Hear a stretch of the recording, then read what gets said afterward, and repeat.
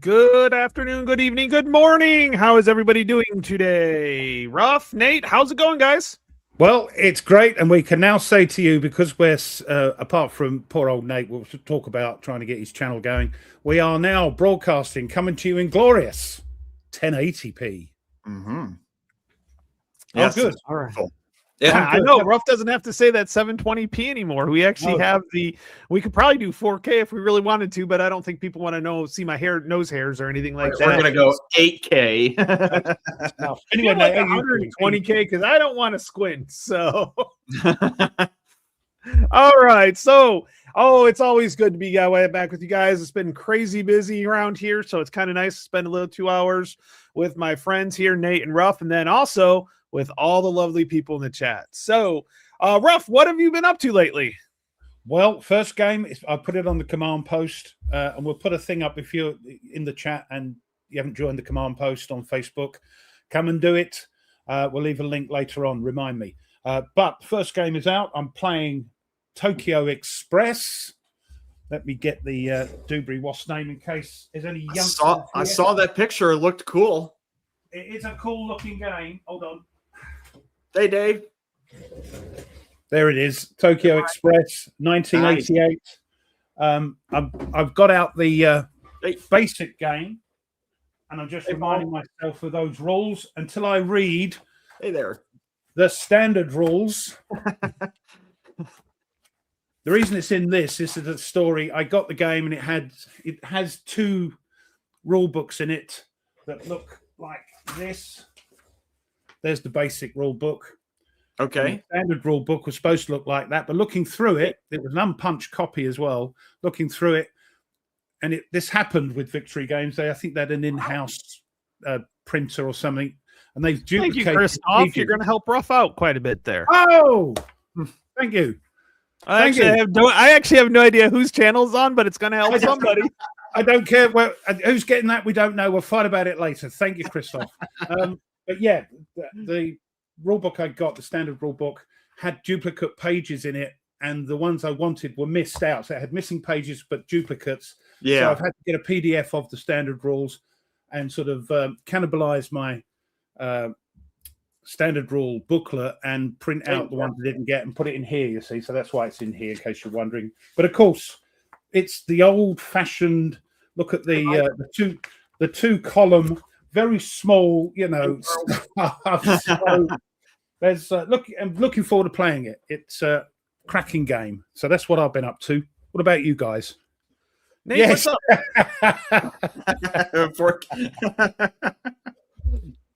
Great to see everybody, by the way. We've got 43 people, so we've only been on a minute or two. This is great. Hello, everyone. Hey hello there. Everyone. So I've only played a few, I should say 3 in particular, since we've been on. I played a couple more scenarios of Roma Victrix. You said you really, really enjoyed that. I'm enjoying this. It's not, I wouldn't call it, it's definitely not a simulation. It's definitely a game, but it's still fun. I enjoy it. So load.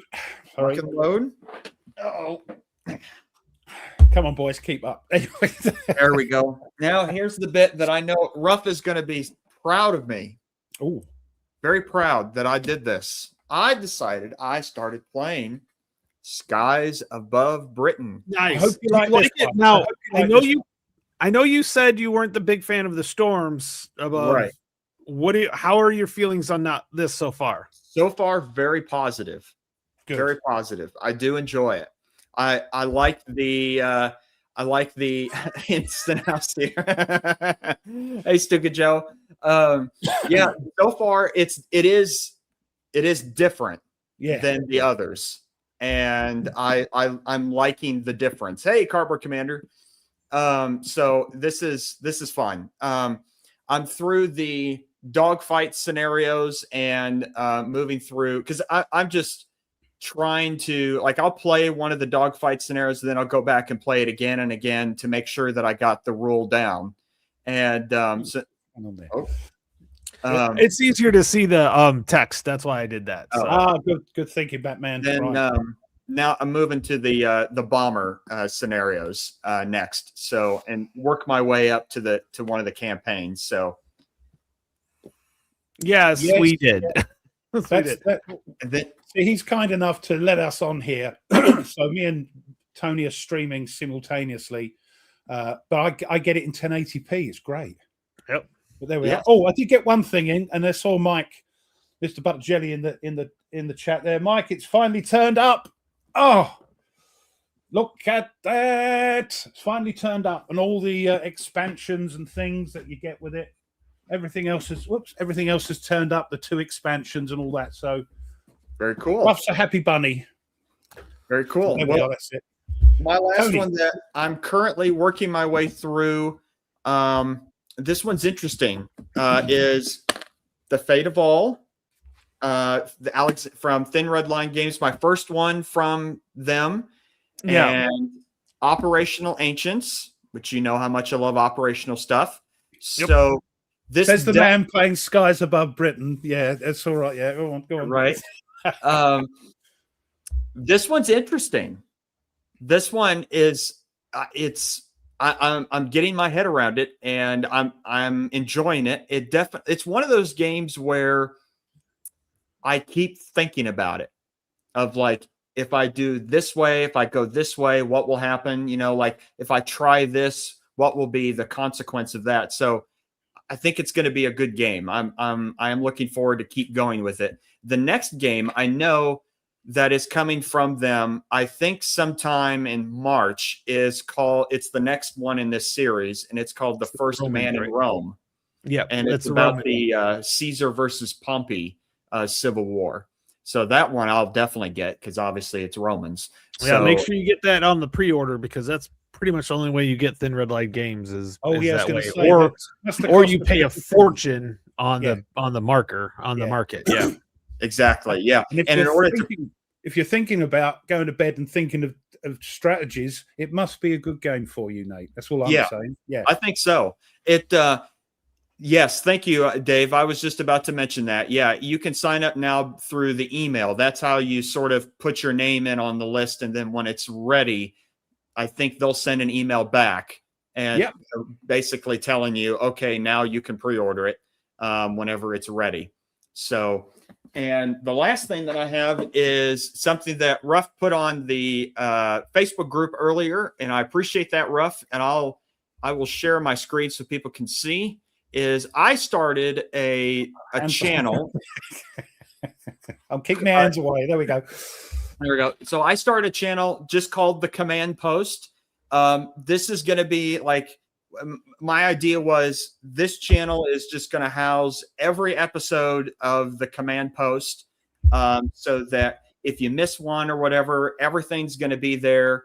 And plus, there's already 20 subs. If I get up to 50 subs on it, then I can also host and go live on that as well. So if you're interested and want just one repository for the whole show, for the whole podcast, then you can sub there, as well as I did provide the link. You should already be subbed to both Ruff and Tony's channels. If not, then I don't know what's going on. You need to get on. I don't know what to say. Yeah, come on. But then also I did is I'll put the link in the private chat, since I can't. Well, if I can actually copy it. Talking about the chat, Tony, while he's doing that. There we go. Both the chat from both channels go up on yours. Hello, Tony. That I'm not aware of. I don't know. That's why I have it up on the screen. But yeah, is that from both channels though? Yes, that's from both channels. Yes. There we go. So you'll see the chat. Just rather than watching your chat on the YouTube thing, just watch the thing. Everybody's chat goes on there, Yeah. so it doesn't matter who's hosting. Plus, this is YouTube allowing one stream to go on multiple channels is still new.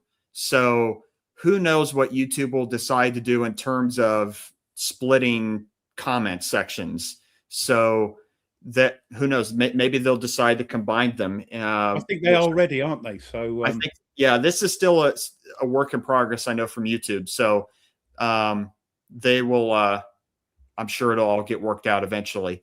I'll also do is when I get it, I also created a separate email for the show itself. It's just called the Command Show Podcast at Gmail.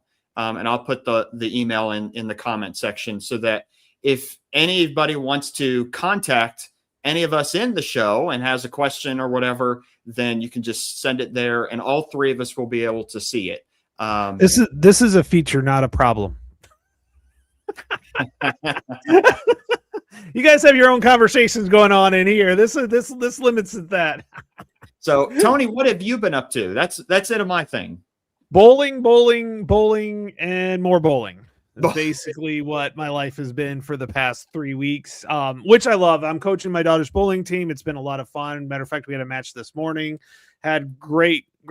Didn't win, but had a great result. Had a great improvement from all the girls. So it was absolutely phenomenal. But I am also playing. I've decided to start playing my game. So I was telling you guys, I actually got rid of 5 of my games and ended up buying a set of golf clubs that I needed to upgrade my golf clubs. So that tells you how much this is. But I was like, you know what? I need to start playing my games. And I've seen other gamers and stuff like that say, okay, is this something I'm going to play? Should I play it or should I just sell it? And so I'm kind of getting to that point. Well, I'm going to play something. I'm going to play it maybe once or twice, 2 or 3 times. I can't give a game much of it unless I absolutely hate it. So there's the one game I'm currently playing is Absolute War. What do you think of that? I've just cracked it. I like what I've seen so far. Okay. It's different enough.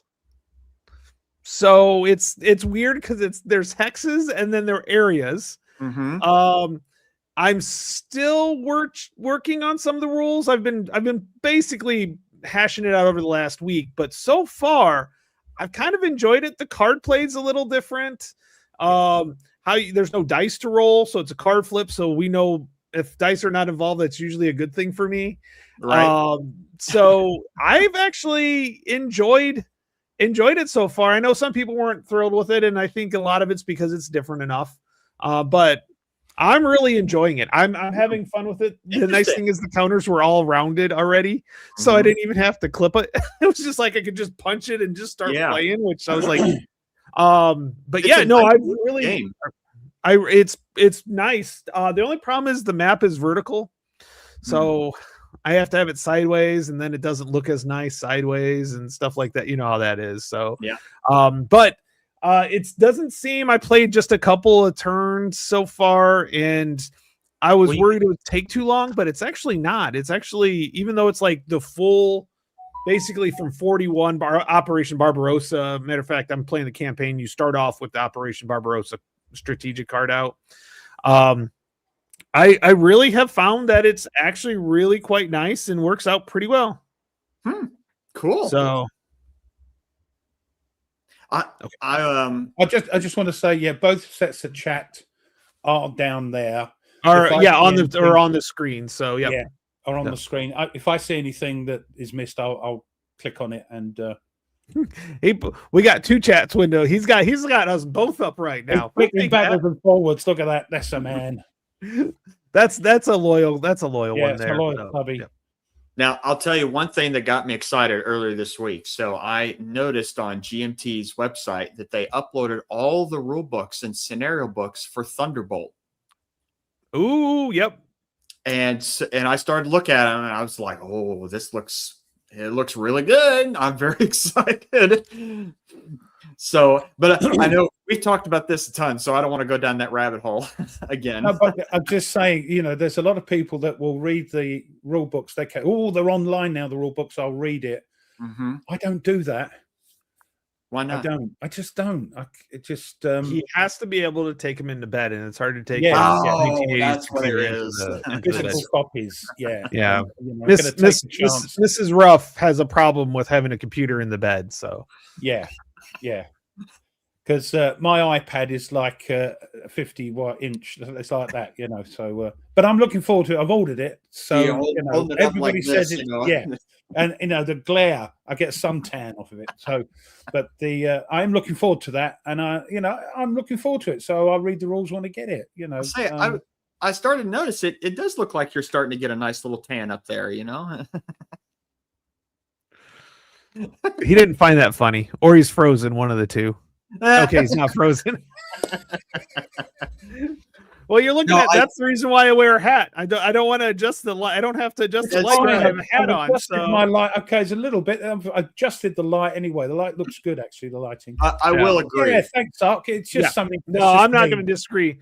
No, but what's really nice is if I'm at school and I have a couple minutes where it's in between classes and I'm kind of got time to, or my planning period, and I've got everything all read, I can pull up whatever I'm playing. I've done that a few times with Absolute War. Is I would study some of the rules, but then I'd also pull up the Vassal module and play around with the counters a little bit and see how it works out a little bit. So, but my wife was sitting here taking an exam. So she's sitting here, my game's like right here. And I'm like learning the game while she's taking her jurisprudence exam for a physical therapy.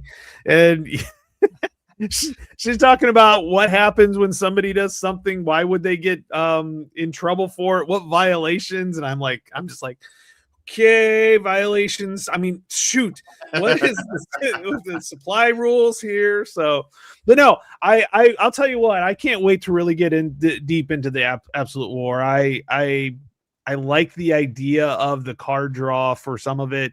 There's two different types of battle where you can assault, and that actually there's some changes when you go into it because you have to draw a card each.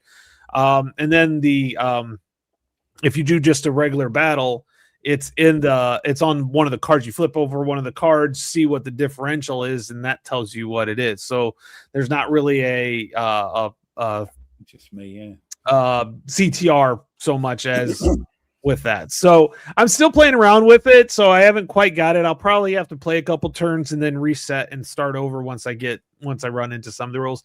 I've come across where, okay, here's the events, here's what can't happen. And then I pull a card and it says play immediate. And I'm like, most of the times the cards overrule this, but this isn't even a standard rules. This is a event rule. And then I've got this thing going. And so I'm probably I'm going to send a question up because I haven't found that question, because it's probably either never happened before, but generally speaking, the cards outweigh. So it's like you can't upgrade your units, but it says go ahead, pull one from the destruction. I already as the Russians already lost a unit, not even the first turn's over with. But for Barbarossa, that makes sense. Yeah. And so it's like you can't upgrade them yet, but it tells you to upgrade it and pull it from. I'm like, well, okay, can I actually do this? Because it says I can't the first turn. So yeah. Talking about that, it just reminded me for the youngsters in the chat there on the Tokyo Express and games of that age. Oh, inside there's a little thing that says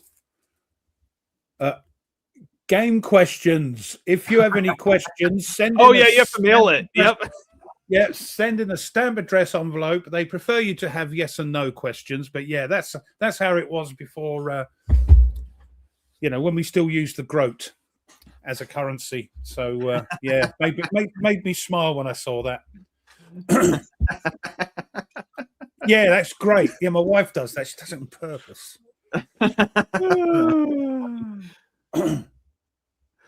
You need Mark Herman's address for that. Yeah. So I will say, it just makes me smile that how things were. Yep. So one of the things that I have found so far, haven't tried it yet, but as I'm still getting my head around with the Fate of All, is one of the things it has in here is not obviously operational, so moving armies around, and it had, you do combat on the map and everything like that. But one of the features of this game, let's see if I can get to it, is you can actually go into tactical combat where it has a separate let's see if I can pull it out there. Nope. Wrong one. This one. Nope. Not that one. It's here. Wow, lovely live TV here. Yeah. So Fantastic. there is, outside of the regular map, there is if I can get it, there we go, a battle map where you can fight out the tactical battle between armies. And generally, right, Dragon X, generally I don't like tactical games, but he's got more tactical games that you can shake a stick at now. Yeah. Solo games, yes. So it's the rules, apparently, my understanding is the rules for the tactical is almost like GBOH, but apparently it's a little bit even more streamlined. Oh, okay. And plus, the game gave me the idea of like almost like if you've ever played like the Total War games on PC, where you have the big grand strategic and moving armies around, and then when two armies fight, you go down and you fight the battle itself. And that's kind of how I'm starting to feel like these games are going to be, which if that's the case, I'm on board. Because that's one of the things that I really enjoyed in the Total War games was I could have the agency in the battle, but then the battle translates back to the campaign. And that's one of the things why I generally have never been interested or big into tactical games is sort of how does it fit within the grand scheme of the whole thing.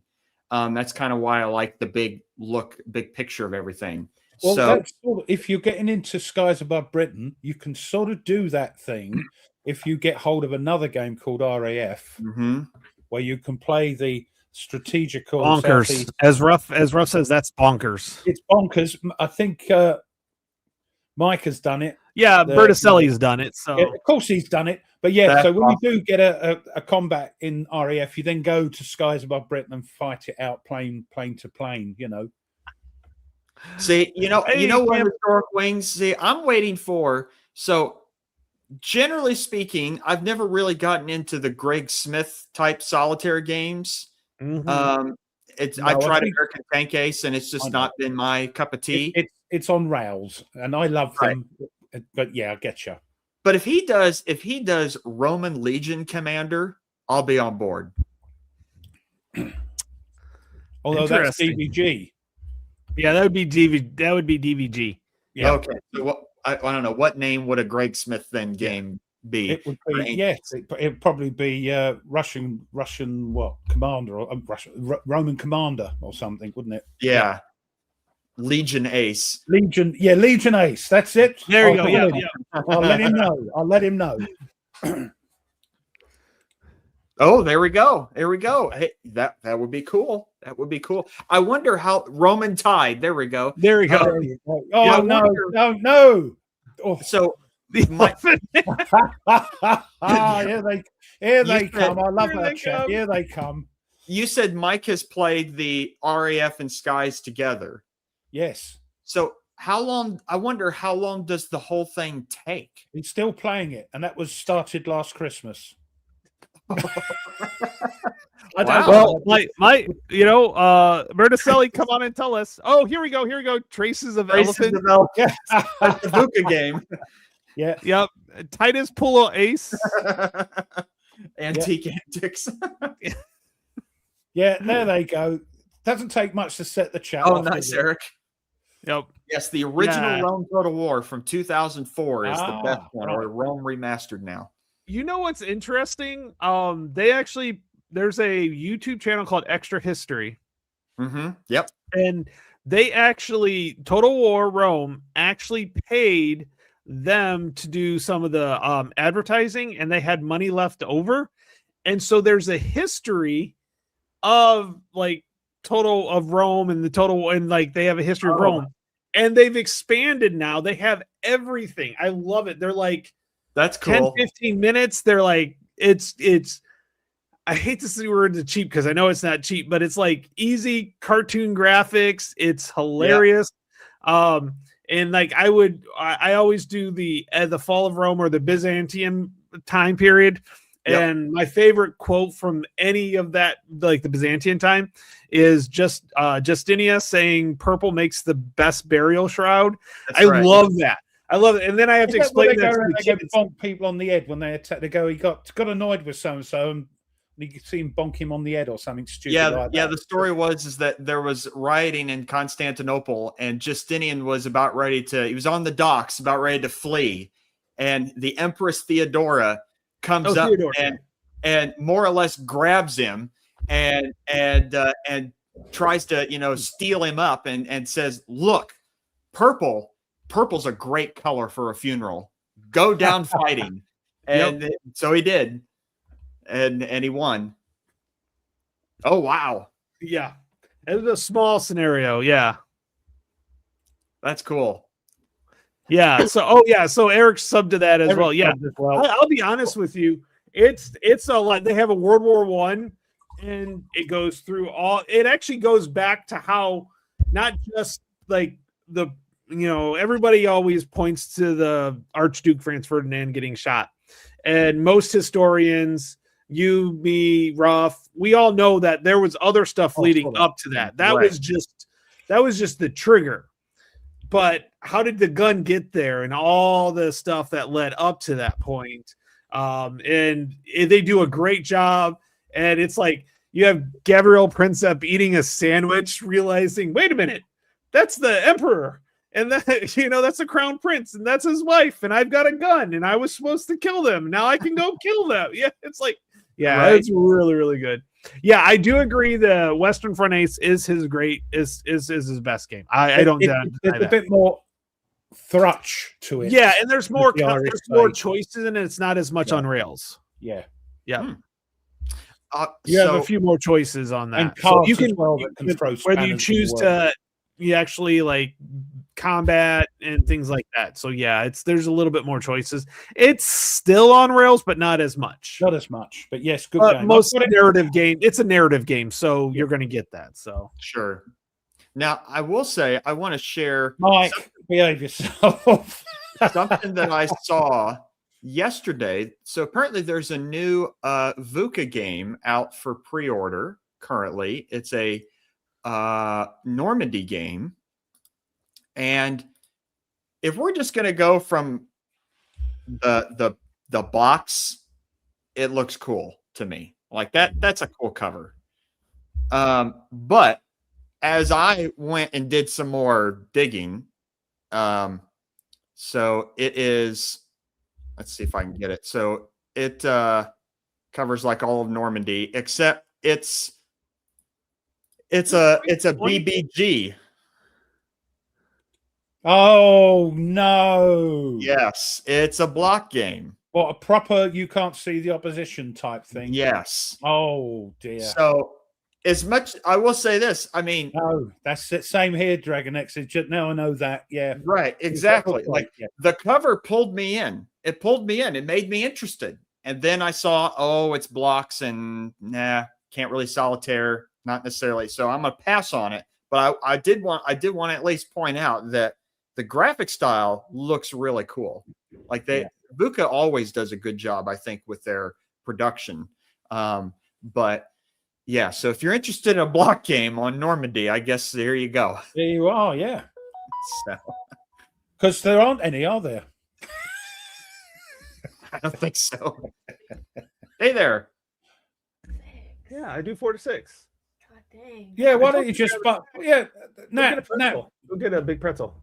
Hello. Natalie, just barge into our live stream, why don't you? I do that normally. Yeah, I know. How you doing, darling? You okay? Yeah, I do really good. I just got my wisdom teeth out recently. Yeah, she got her wisdom teeth out. Was it 2 weeks now? Almost 2 weeks now. On Monday it'll be 2 weeks. Yep. Nice. So I'm lighter. Lighter. It was 20 minutes and she was done. I was like, I had my book and I was like reading, and then I'm ready to like just hunker down in there, and then all of a sudden I get a call. Yeah, she's ready. I'm like, what? So but yeah, no, till 6. Okay. Okay. Go get a snack. Yeah, definitely. That's why I told you to go get a snack. I didn't realize you're gonna be on till midnight. I'm not. It feels that way. Yeah. Yeah. We're working towards it. Don't worry. One of these days. We're gonna have an 8-hour live stream Yeah. all day long. Yep. Oh God, I could not do that. Nope. No. Yep. No, William. Yes, I got Imperiology too. I haven't got to it yet, but that game is very, very cool looking, and I've heard nothing but good from it too, from people who've played it already.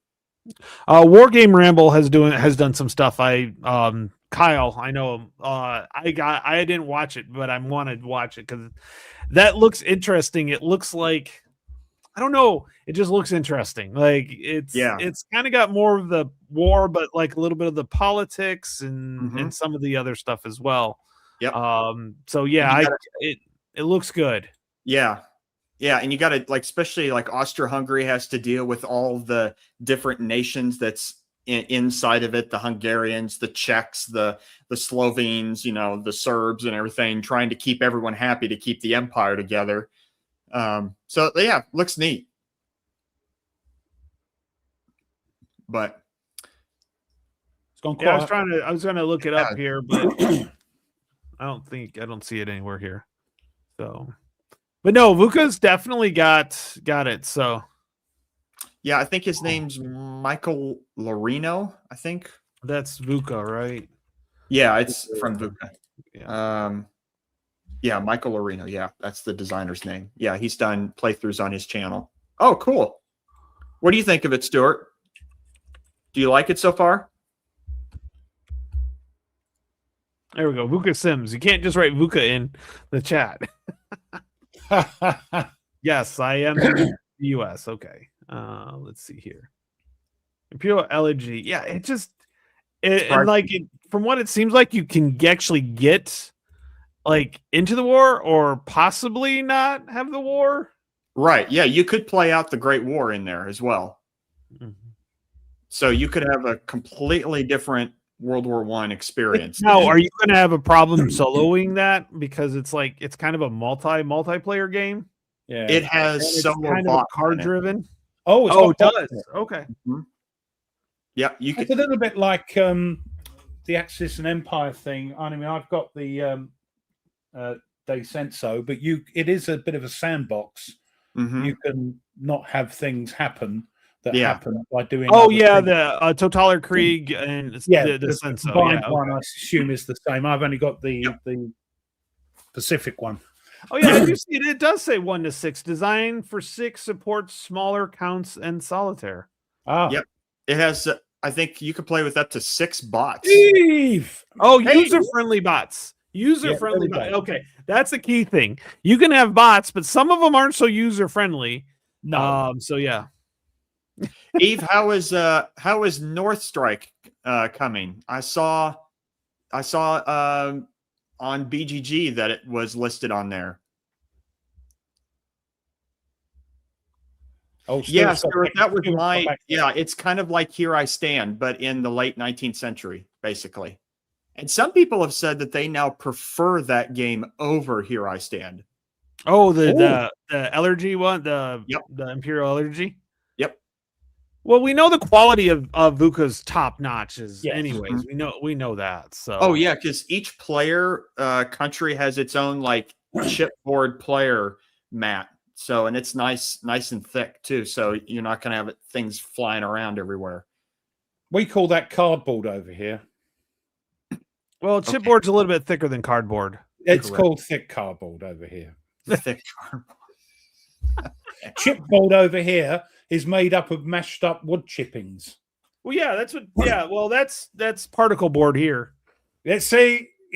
Two nations divided by same idea. Chipboard is the same idea, except for it's bunches of like paper or cardboard that's kind of like pushed together, so it's just thicker.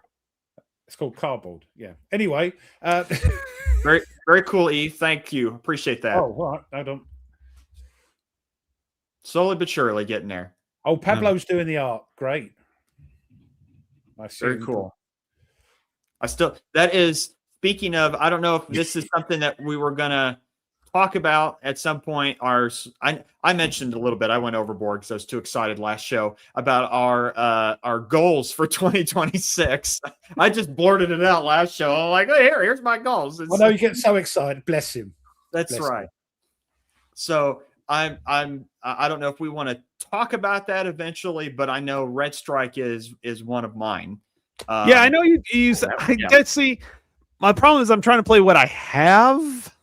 Yeah, I Not think we had this what's discussion coming last time. Yeah. Playing what we have rather than getting tons of new Which stuff. is why I pulled out Absolute War, because it looked interesting. It looked different. Except you know, Tony, as soon as you get Thunderbolt, that's it. Everything's cleared off. Thunderbolt's Oh going no, on. just going to go on the bottom of all the piles. Now, When Three Dog gets here, I'm that's out. a different story. now, like I said, when Three Dog gets here, that's a different story. That clears everything off. Actually, I don't know if I have enough tables to actually put that damn well, thing. the only game that's going to do that for me at the moment is going to be the old Pacific Chase. Once I get that, everything's off the. That's it, Yeah, right? I've Get that out. I don't know about you, but I've got to the point where I'm looking more carefully at the pre-orders and not just hitting the. Me it. too. Me too. It's like, and I've okay, said in the green I'm trying room, to play. Sorry, Tony, I spoke over you there. Go ahead. No, go ahead. Finish up. All right, yeah, get you. I forgot what I was going to say. No, I haven't. So, as we talked about last week, I've had a few comments back in my email saying, yeah, I agree with you. Oh, no, you should support, game publishers and all that. But yeah, what I'm going to do, like Tony, is look what I've got and play. That's why I've got Tokyo Express out. I thought it's been sitting there. I haven't actually played it properly. I've got tons of stuff. Got tons of non-war board games because I love them as well. So trying to play a few of those. And also being very selective of what I order from the people. Because you just go, yeah, have it. And it turns up and it sits on the shelf of shame for forever. I've got more than enough. I'll probably be just dribbling them in rather than, we won't get, although, excuse me, although I've loved my Panzer, when it came in, I did have a heart attack, or my credit card did. Came in all at once. But so that's my thoughts. Just wanted to clear that up. Sorry, Tone. No, I was like, it's like I'm looking at, okay, am I actually going to play this, or do I just want it for my shelf, to look? Yeah, every day and every way. Yeah, because it's one of those things that we keep adding to our game collection, and like I do want to support the producers and things like that, the publishers and everything like that, because they've been so good. And I think all of us do this when we start getting into the hobby. We like overbuy everything because we like, I'll play that. I'll play that. So yeah, that's what happened to me. Yep. But that's the other thing, isn't it? You boil these games in, and I've got tons, some still in shrink wrap. You're not doing the game any justice by having it sit there and not playing it. There you go, Nate. It's your fault. It's my Everybody's fault. pre-ordering Thunderbolt. It's all my fault. Of course it is. It's usually my fault or Tony's. So welcome to the club. Yeah. All right. So you can chalk that up there. It's called. Oh, sorry. Oh, shut up. Oh, I'll get stepping away. Stepping away. It is not called hoarding. It is called. Oh God, I can't think of it. What's the word they use in the curating? It's called curating. Yeah, you're not doing the game any justice by it sitting on the shelf. Should be out playing and loving it. That's the thing. And if you've got too many, you're never going to do that. No, that's why I'm starting. Like I said, play or purge. I think there's a couple of people that are play or purge. If they haven't played it yet or at all, they're going to play it. And I'm like, hey, that's not a bad idea. I need to start getting these out because I really want to do that. So I will let you both know. Apparently, I guess my lights are starting to flicker because there's a thunderstorm outside. So if I disappear, it's because I've lost electricity. So we might be able to get a word in edgeways. Oh my god. Right. Thanks. So Nate, you got to have some responsibility on this way. Oh, of course, Blue Panther does not want to. Oh, yes, but we love your games too. So I know. I keep looking at a couple that are on Blue Panther. I'm like, oh, I kind of want that one. I've stopped actually looking at like websites now because of that. So yeah, Dragon X. They've got a great thing because they make the games for other publishers, so they've got they publish their own games and do it, like who's that company that used Blue Panther? I know Thomas. White Dog Games. White Dog and Thomas uses it. They've got the Cold War game out. Hollenspieler, yes. They use it as well. But yeah, going back, Dragon X, that's been my feeling. That's what I've been at least trying to do. That's why I really have only played 3 games far. Is like Roma Victrix, I've played 4 scenarios already, and just I'm finding, and someone had emailed me earlier this week. I can't remember who I mentioned it to. But it was that the more time that I spend in a game, the more I find I discover things that I guess I don't think are meant to be discovered on first playthroughs. Most first playthroughs are you're just learning the rules. You're not really playing the game so much. Yeah. The more that you find it, the more you play, it's almost like you've discovered buried features in it. And it's kind of how I thought about like when I played. Don't give them ideas. Like the longer I got into it, the further I got into the game, the more things popped up, and it's like, oh, this is really cool. I like that. And it's not that. I'm gonna really try to play at least the game twice, or if there's like multiple scenarios, play multiple scenarios. I mean, that's how I really got into Blind Swords. And I've literally only played 1 game, but I've played 4 scenarios or three or 4 scenarios of the Longstreet Attacks. And I'm finding how fun it is. And like, I'm not having to worry about the rules so much unless it's an edge case. Going off. All right. Okay. I tell you what, though, the thing about learning a game, and it's come up again in this Tokyo Express, the older games. I haven't seen it so much in the newer games. There's just a little paragraph saying, you're going to have problems when you first play this game. You'll get beaten quite easily, but as you play it more and get the tactics and things, you'll start to understand how's best to play the game, sort of thing. So yes, you're quite right. I could say that I've played at least half the game. No, exactly. Half of Atlantic Chase's scenarios, and I played the campaign, and I lost. But you're quite right, and and being YouTubers, there is a sort of balance we've got to pick as well, because I love doing my videos for people to watch, and for people to go, "Damn you, I'm buying that game now," or "Thanks, Ruff, I'm leaving that one aside. It's not for me because of." Not how I play through it, but because of the structure of the game. Did you? That's right. That's right. Dragon X half. See, if it's the more that I like it, the more I get to 50%. Stop it! All right, you do a lot to stop it. We get it. Actually, I'm now trying to think of what games have I played that I have played it 100%. Well, you play definitely the lamps are going out. You've played that multiple times, so you would have. I would count that for sure. That's 100%. I think really you have to play it multiple times to play it 100%, because you're not even like the first couple of turns. You're still suffering through. Every time. That's all I Oh, need. dude. I've still got it. So, Oh man.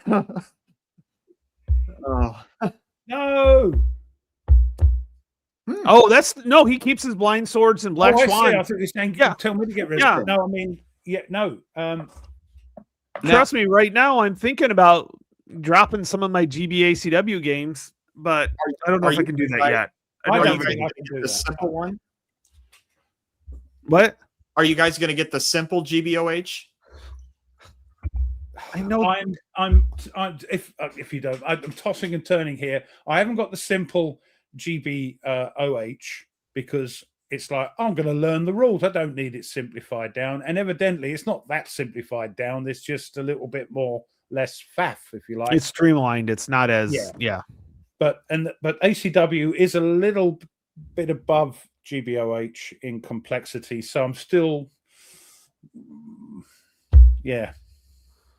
We all have enough games on our shelf of opportunities for 30 Yeah, good years. grief, so. man. Yeah, Alan, it's just so right. He's retiring as a military chaplain on Tuesday. Congratulations. Oh, cool. Very cool. I see. I'm seeing that. Well, I'll tell you what. The Black Swan system is great. I haven't really played it, so I can. Let me rephrase that. It looks really good because it's based off of the blind sword system. And it's a card draw. It's a card draw instead of a chit pull, and it's a little bit more. The cards you draw, you still have to roll to see what happens on that card, what gets activated or not. So, but I'm really starting to see how much I'm enjoying just really digging into the one system. I really am. And then also watching Camp and Hex destroy the game and ruin it for me. I'm just kidding. Yeah. I mean, you watch it and you think anybody watching that would think, why would I buy this? Now, yes, time to join. Yes, Bob. Yep. 100%. I'll tell you what, I really like his secession 1861. I got my ass handed to me, and that's being polite, but I loved it. It was really good. I got to play it again because it's a solitaire game, and I'm like, okay, I got to focus on this. It was really, really good. So this was something I've been switch gears slightly, but in the same vein. So, we're talking about playing our own games and, how percentage and things like that, whatever, and our shelf of shame and things like that. Well, one of the things was thinking about recently was that the moment I've noticed, and I've even done this myself, is sometimes when I think about the number of games that I have not played, that I tend to almost feel guilty that I've purchased this thing, but haven't really done anything with it. But yet what's strange is I don't necessarily feel the same way about, like, for instance, all these books. I haven't read all my books. But yet I don't feel guilty that I haven't read them all. Because I get asked this in books. You've read a book. Will you read it from cover to cover again? It depends on the book. It depends on why. Like, sometimes I get a book because it's a good reference book, or you're going to dip in and find things, right? Exactly. Yeah. But for shame, I think that, I know you're joking, I think that one of the things that the reason why, and I want to hear both your thoughts in it, and this is just me spitballing here, so I'm not being definitive, is I'm curious on one of the reasons why people tend to feel guilty about particularly buying board games and not playing them, is that there's a sort of an talked about pressure from social media, from seeing other people play, they're posting what they're doing, and then you unconsciously or subconsciously, like, compare your own self to what other people are doing and seeing, look, I'm not getting in the number of games that these people are, kind of thing. And I know it's not intentional online, but I tend to see that. And so for me, one of the things that I've had to be very intentional about in this hobby is that to remember that even, I'm on this show and, we're YouTubers and whatever. Well, you two definitely more than me.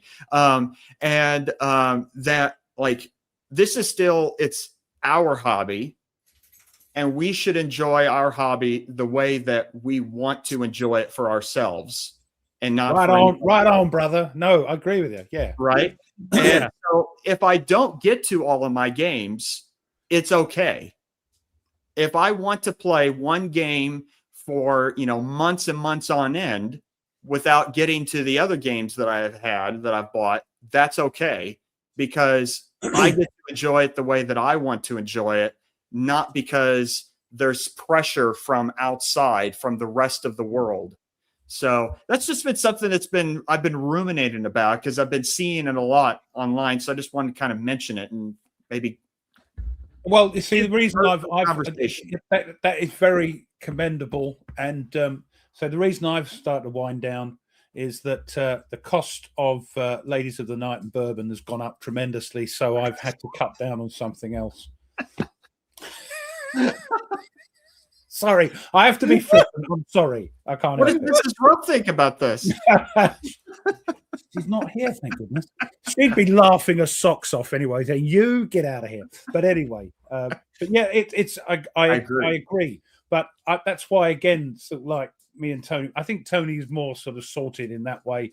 I've got to sort of balance getting videos out and playing a game to the extent where I thought, I thoroughly enjoyed that. I know that backwards now, and put that away with pride that I've played that out, and then maybe in the future we can get it out again. Now let's get the next one and do the same thing. Mm-hmm. Yep. No, that's why I can't believe they went back to that. I know that's funny. No, so sorry. Just on that, this is what I say when they say, "How are you?" I go, "I'm fine." "How's Gainer?" And I go, "Oh, better than nothing." And that shuts them up, and they don't know what to say. Then walk away and get a drink. So it's it's a way to get out of that conversation. Yeah. So what I was going to say is, so that's not just like, even in the book. So one of my other hobbies is I read books, like like most of us do. And there's the whole idea of the arbitrary how many books I want to read each year type thing. Right. And everybody's just picking an arbitrary number. A lot of times they're just like one-upping from what they did last year. Sure. And I've done that. Now, the most books I've ever read was last year, but before that, it was my second year of my master's degree, when I was reading 5 books for a class in 8 weeks. So because I can't just read what they want me to. I have to read, I need the whole thing. Exactly. But it's one of those things that it's like, there's still that pressure in that niche as well, to read more and to read the right things, and we see that here too. People, oh, that's not complicated enough. Oh, that's an easy game. Right. No. Sometimes the most complicated games, I mean, SCS gets a bad rap for being easy, and great rules wise it is, but it's also, there's a lot to it. It's not just the rules don't make the difference. So yeah. Right. Well, and I think maybe it's something that's good for all of us to continually remind ourselves that this is called a hobby, and this is not a job. We don't, clock out from our regular job and come home and clock into our hobby and make sure that, I'm being efficient with my time, to make sure that I get through all of my, I'm having fun, I'm enjoying, and then when the day's over, I clock out of that job too. It's like, no, I come to this for me, I come to War Games because I want to think more about the history that I'm already reading about. So I tend to read a book, and then I find a game to match the book that I'm reading, or some type of theme. I know other people, they find a game and then they go to a book. I'm the opposite way. And so I tend to, because I'm a very visual person, I like to see what I'm reading on, like, in a game, and how can I interact with that. And so can I just wanted to, I forget who said that. I think Dragonets. I think, yes, that 10-game challenge we used to do did put a lot of pressure on people. to complete 10 games. So that's the sort of downside to that sort of challenge, is that it puts people under pressure, and they're rushing through these games trying to get them done, and people have only got a certain amount of downtime, and you should use that for you and your hobby rather than some challenge. So if we ever do something like that in the future, maybe it will be so laid back your boxes will fall over. So we'll have to think about something like, because I think people do like it, but we don't want the pressure of that. Get them done, Well, and it's also that it's much easier to get through quickly, like a Euro game, where you can learn and you can play a game really quickly. So, like, for instance, last week, it was last week, New Year's Eve, I got together with some friends and we played the Euro game. We played the game Betrayal. Have you ever heard of it? Is that the cowboy one? Or no, it's like where you go into a haunted house and then someone turns out to be the Betrayal on House. Yeah. Yeah. Oh, I think you said the trail, not sorry. Yeah, I have a copy of that. Yeah. And it was fun. I had never played it before, and we learned it. I learned it and played it very quickly. So you could get through 10 Euro games pretty quickly. A war game, though, that can take a while. Especially if it's not like a scenario, or if it's like a campaign game where there's 22 turns. Most Euro games, you're looking at 2 to 3 hours to complete a whole game. Yeah. Really. Unless you're playing. I just had a thought about, not doing a 10-game challenge, and that sort of maybe go, they want to play the game. Let's have maybe people put up on the command post as time goes by, games they've fallen in love with and playing constantly, and telling us about that game. And then at the end of the year, maybe we can pick somebody that's been the most journalistic about it. No pressure. I don't know, something like that. Interesting idea. Yeah, we'll see. Yeah, we'll see. Can you tell a story from your game?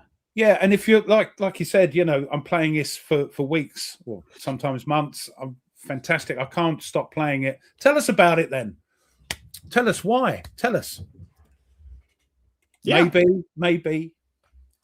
Oh, I did lose I just remembered when I was playing Blind Swords, I did lose Sickles to a general casualty. So I ended up getting Hancock in instead of Sickles. So I actually, by getting my general killed, I actually upgraded my generals. That's funny. I forgot about that. That was one of those cool things that just happened. I did a short on it. And I forgot about it because it was like, that's a cool thing that happens in a game. So yeah. I noticed this, Tony. I've noticed now you're expanding out and doing some shorts. Yeah. Yeah. It's nice because if I have something fun that happened while I'm playing, I can just do, hey, check out this. Yeah, not just Sickles' leg. Well, I don't know. It just says casualty, so it could be injured, killed, or whatever. But yeah, I thought he died. So, but I know casualties. I actually have to define a casualty for my students. Nate, I don't know if any of your teachers do this, but if a lot of people think when they think casualty, they think death. And so I have to tell my students, no, that's part of it. Mm-hmm. But it's basically if you cannot fight anymore, you're a casualty. So if you're injured, is this ACW? Yes. Yep. Yeah. Well, most. If tell me if I'm wrong, but most casualties were people that didn't die. They were from wounds, and they just that was most of the deaths were from after the fact. Yes, most of the deaths were. Yes. Yep. And it's just like the Splendid Little War, the Spanish-American War, where basically 3/4 of them died because of malaria. Yes. So, I think the Napoleonic Wars, most of them died from disease as well. It's generally speaking, most wars, until you get to more modern wars where there's a little bit better medical technology. Yeah. The diseases killed most of them were the biggest numbers. And a lot of times it was like they'd get shot, they could survive, but then they just used whatever they did from the other one to pull it out. So I think like in World War I, most of the deaths in World War I were from artillery. Yep. Rather than getting shot. Mind you, This I wouldn't is like to true. run over the thing with those Germans sitting there with the machine guns mowing them. Crikey, yeah. Mhm. But as you say, when they let the artillery fire, you had artillery fire, didn't you? In the First World War, it was If you're talking about the Russian campaign, you are not wrong on that one for sure. yeah. So, But and, yeah, and that Austrian painter tried it again. What an idiot! Anyway, he didn't learn. I think Attila's the only successful one. I don't even think the Mongols actually got all the way up to Moscow. I think they said, Oh, nope, no. we're good. yeah, they Mongols did. Yeah, they did. Okay. Oh yeah, they Yep. they ruled Russia for several hundred years. Oh, gotcha. That's Yeah, why I there's The that Russians makes- were more or less client states for a while, but eventually they threw the yoke off. And don't forget, the Poles also conquered Moscow in the 1600s. The Poles marched all the way to Moscow and sacked the city. You pronounce it like moss and the thing that eats grass and we get milk from. Moscow. Moscow. Moscow. Yes, thank you. Moscow. All right. Sorry, it's me being English. Sorry, you say it wrong. I'm sorry. I'm going to point it out. I thought I could trigger you a little bit. Yeah, and you do. Yeah. That's right. The Swedes failed. That's true. Bless your Yep. heart. But the Poles made it there with it's called the Troubles, the time of the Troubles. And Russia was falling apart, and the Poles took advantage of it and owned most of Western Russia was owned by the Polish-Lithuanian Commonwealth. Birmingham, yes. Topic. Yeah. Birmingham. Got it. Yeah. I have to say when our cousins, our lovely cousins across the pond, they say it incorrectly. I will, Stuart. I will. So do we want to do so I do have a book to share. We want to do since we're an hour in already. Are we? Oh, yeah. You got a book to share. Yeah. So Ruff, you got your You're going to got say your thing? British history. I stopped myself. Mike normally does, yeah. I stopped myself. But you are there, but of course you have to wait a few centuries till you turn up. But We just pop out of nowhere, yeah. Suddenly, Hey, you know what? I'm gonna call Fooey on this because we actually have the longest running single constitution document in the world.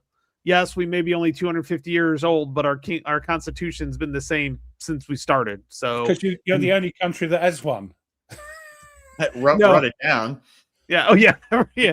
Well, no, there are several out there. It's just like World War II. Basically, all the European countries had to restart.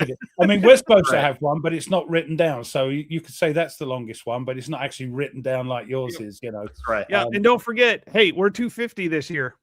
We That's actually right. the great experiment actually survived 250 years so far. Oh, only another 90% to go to your catch up. Or only another 250 so to match the Romans.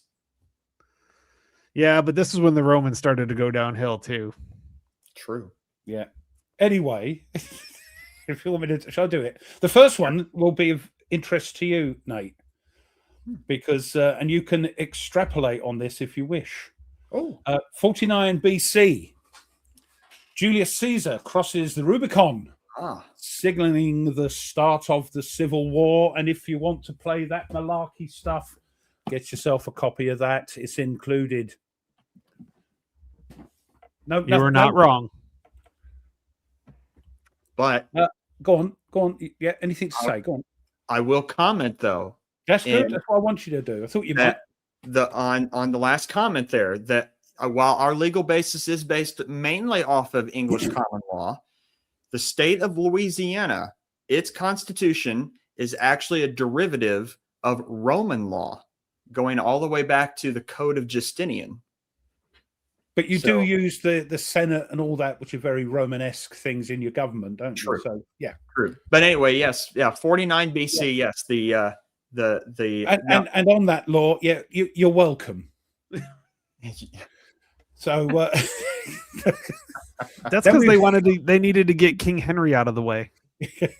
I believe it was a king. I just guessed. I think it's King Henry. King John. Yeah. King Pick an John. English King sounding John. name, and you're probably right. King Keith. No. Now- Kevin. No.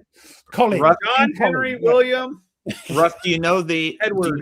phrase that Julius Caesar said as he was crossing the Rubicon? It's not Rubicon, it's a Rubicon. Yeah, he went, it's bloody cold, isn't it?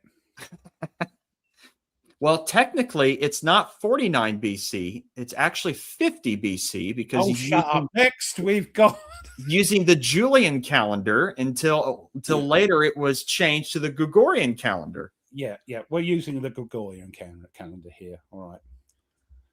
Oh dear, me and my big mouth. Right, so we're whizzing forward now to 1072.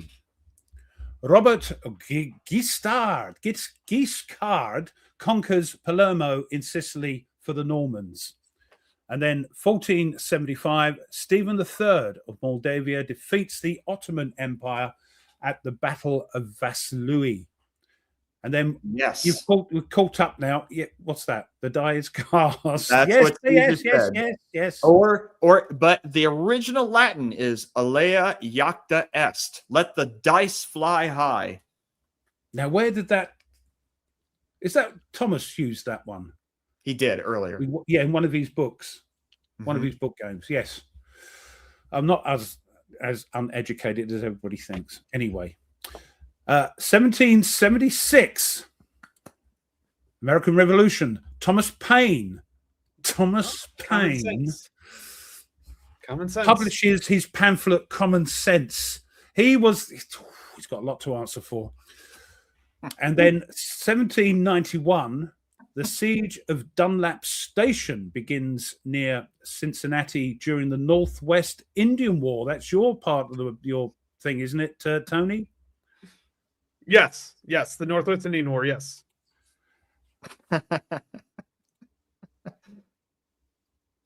Stop it. Ooh, he's got his teacher face on right there. Leaning in. Behave. Oh, God. Anyway, where are we up to? Right. Nothing to say in the Northwest Indian War, Tony. I spent too much time studying the thing. If you really want to know a lot about it, watch my dissertation presentation on my channel. All right. I don't have it monetized. I chose not to monetize that because it was a educational thing. So Okay, well, that's fair enough. And very decent of you, if I may say.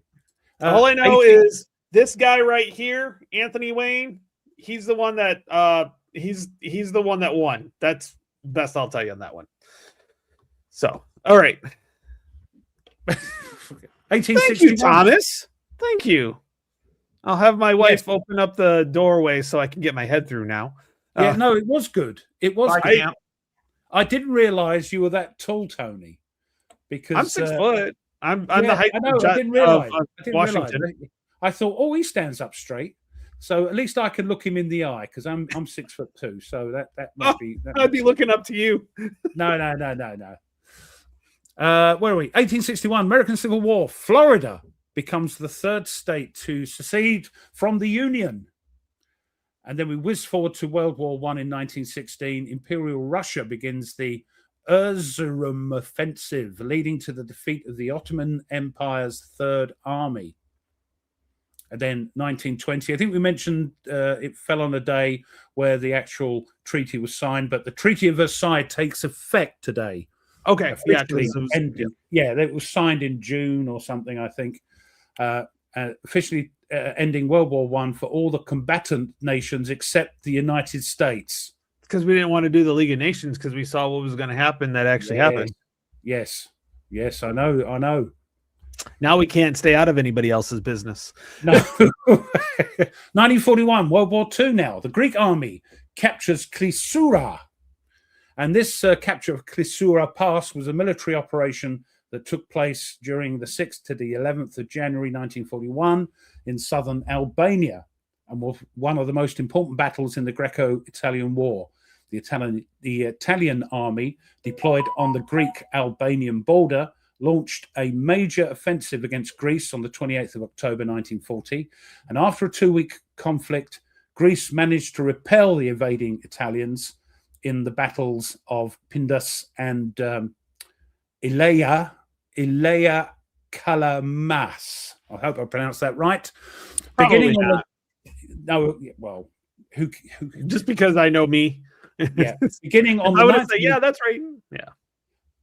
No, I've got the phonetic Oh, pronunciation. do you? Oh, you're smart. Yeah, because of Nate. You know what he's like.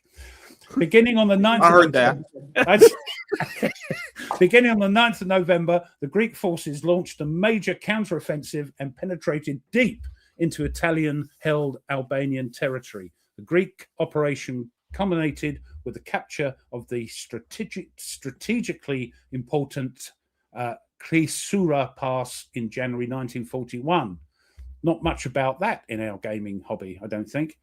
That's the chat proved me wrong. 1943, the introduction of the Fairy Barracuda, the Fairy Barracuda with number 827 Squadron for the Fleet Air Arm. And yes, I have a picture. And yes, I'm going to put it up. Oh, good. I don't have to put it up. Ruff can just put it up. Let's have a look. There we are. Zoom in with my phone here so I can see it. Do you want it bigger? No, it looks good. Whoa. There we are. This Barracuda was a British carrier-borne torpedo and dive bomber designed by Fairey Aviation. It was the first aircraft of this type operated by the Fleet Air Arm of the Royal Navy to be fabricated entirely from metal. There we are. I wouldn't call it beautiful, but it did the job. Okay. And one last thing, 2015, the Falklands commemorated Margaret Thatcher by unveiling a bust of the late Prime Minister who led the 1982 war that kept the island British. And note, today, the 10th of January, is Margaret Thatcher Day on the Falklands. So God bless her. There we go. The Iron Lady. The Iron Lady, indeedy. This lady is not for turning. That's right. Or no. Yes. Or as Frankie Howard would say, no, thrice no. So my book that I have to share is a book that Ruff would appreciate, but of course it has to be about the Romans. So the Romans who shaped Britain. So excellent book, fun book from the very beginning of like when Julius Caesar goes off a couple of times and gets shipwrecked in Britain and has to run away, and to then when finally the Romans come in 43 AD. Sorry, you had to mention that, Stuart. You had to mention that. Took free milk away from the kids, yes. But this is a very, very, very, very good book. Not that long. Oh, and see, Ruff will enjoy this too. See, not only is it obviously it's got a just text, but it looks like a 1980s rule book. It's actually got how most of these books they have like the pictures in the middle. Yes, they keep you. Well, this one has it 3 times in thirds. That's great because you get, I'm nearly at the pictures. I'm nearly at the pictures. Yes, exactly. You can survive a third. Good thinking. Oh, look, Good there's thinking. pictures. Yes. Oh, I could survive another third. Oh, look, there's pictures. And then the last third. Hey, I finished the book. That's positive. What's it called? Positive reinforcement. That's the one. Yes. So excellent book if people are interested in looking at the Romans who shaped Britain.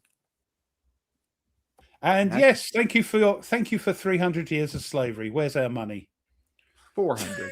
Well, is it 400 now? Right. Okay. Well, that's good. Well, it's interesting that you have something about Rome, because I wanted to kind of put this out because I thought this was good. Now, whether the game's any good or not, I don't know. Oh, but this is a block game. Well, it's Hannibal's Revenge. There is a solo aspect to this, but the reason why I did this is because I was reading through this and it says Hannibal's Revenge is now available for pre-order at Legion War Games. This is the GMT P500 newsletter. Okay, so this is from the 18th. As always, when we sadly take a game off our P500, we do our best to let you know where to find the game and new publisher. So what I've done is, as it's on Legion War Games, so let me switch to the tab here. So they have it here. It's $62 for pre-order. The map graphics look pretty nice, actually. Mm-hmm. It's a different way of putting the map, I think. Usually it's not as that way. But what is interesting, game details, there is a solo play aid sheet. So it is actually solitaire. So I'm looking to see if I actually ordered this one because it sounds familiar on GMT. Let's see. Well, it's not on GMT anymore. It's on Legion War Games now. So they actually pulled the P500 off of GMT. So. So I wouldn't know if I ordered it or not. Right. It sounds familiar. Yes, this game is. I have to go find the title. Yeah, the original game in this kind of series, I guess, Trust Stuka to bring it down to gutter level. It's called GMT did a game back in 2018 called Hitler's Reich, World War II in Europe. That was basically the same system as this. Okay. And that game had a lot of problems. Like the rules were just horrible. Like it was just bad. A lot had to be. To be fair, I think it's been sort of sorted now. It has, yes. The poor people that bought the original game, I always feel a bit sorry for. So this came out on P500, and it sat there for a very, very long time, not going anywhere. And so that's why GMT pulled it. It does amaze me that most P500s tend to sort of chug along and people are happy to P500, but a couple of games just don't do anything. And there's one I want, which is on the map is on the back of Him Who Shan't Be Mentioned, the World War I Paths of Glory. Yeah, the Barbarossa to Berlin. Yeah, and that's just no. Yeah, that's not hasn't been going anywhere. I think it was that game had it on the back. Yeah, oh, no, yeah, it was when you bought the upgraded Path of Glory map. The other side was was an upgraded. It was like the upgraded version of both maps is when you bought it. Oh, that's right. Yeah. I don't have any games from Legion. I've heard good things about Legion War Games. Herman's game, The Miracle at Dunkirk. That's great. That's Legion. Yep, that's a great game. Can you win it? Bloody hell, can you? These bloody thing. It's fantastic. It's a good game though. It's a good game. I have a couple of theirs. I do have a couple. Yeah, I've got the targets at night and day. Those, and I've got what else have I got? I think that might be it actually. Hill of Dove. I got Saison. Yeah, their Saison game. I picked that up. I'm just looking. I have Aces of Valor. The Glorious Chance is also. Oh yes, of course. The Glorious Chance. Yes, we've got to get that on. I want to get that going. Yeah. Well, watch my video with Gina. Your video with Gina was great because it's a crunchy old game. It's a bit. It is. There's a lot more to it. It's not as. It's not hard. It's once you get once you get it going, once you follow the sequence of play a couple times, it just flows. Then the flow you get in a flow state. I hear what you're saying about errata for today. There, Thomas. 9 pages of it. Yeah. Oh yeah, Picket Duty. I have Picket Duty. They also have probably the best game for Dien Bien Phu. Their Dien Bien Phu. The final gamble. Did you do a playthrough of that? No, that was the solitaire version. This is like a 2-player version, Hex Encounter version. Oh, here I'll show it. I'll show it to you guys. Did a playthrough that wasn't obviously. Yes, I did do it was a Dien Bien Phu, but it was the Lost Valley is what it was. Ah, right. So this is Dien Bien Phu. So this is the cover of this one. Yeah, I remember seeing that. I love the cover of that. I don't get it. It's just stark. I like it. But everybody I've heard play it says it's phenomenal. It is really, really good.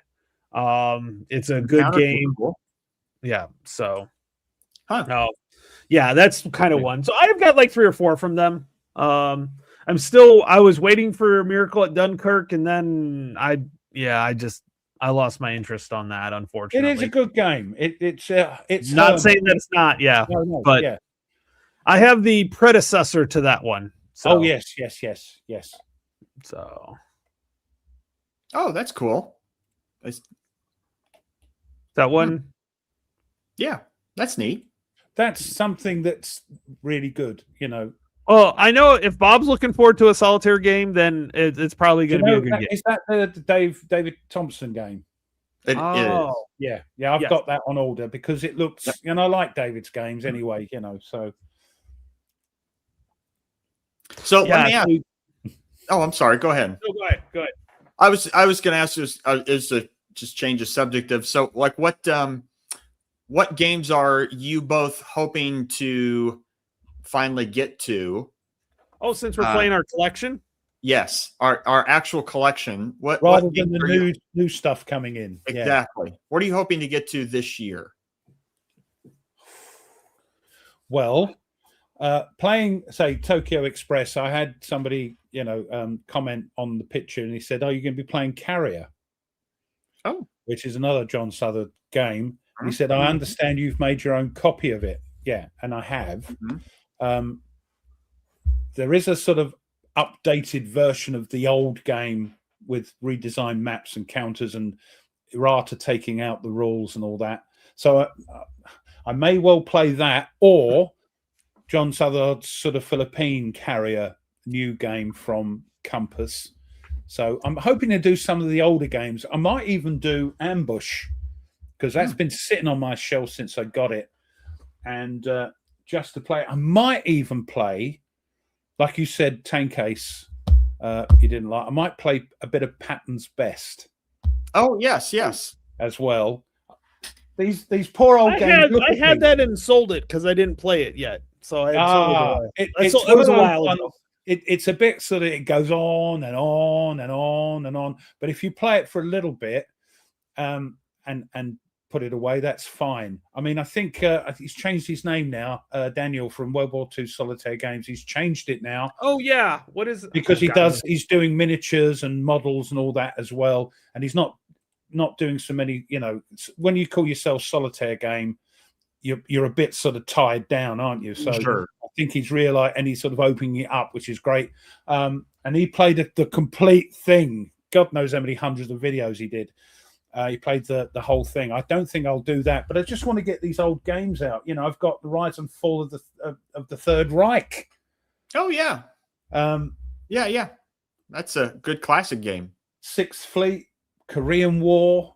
So I may well go on a retro vibe, but there's some things like Gina's game I want to play.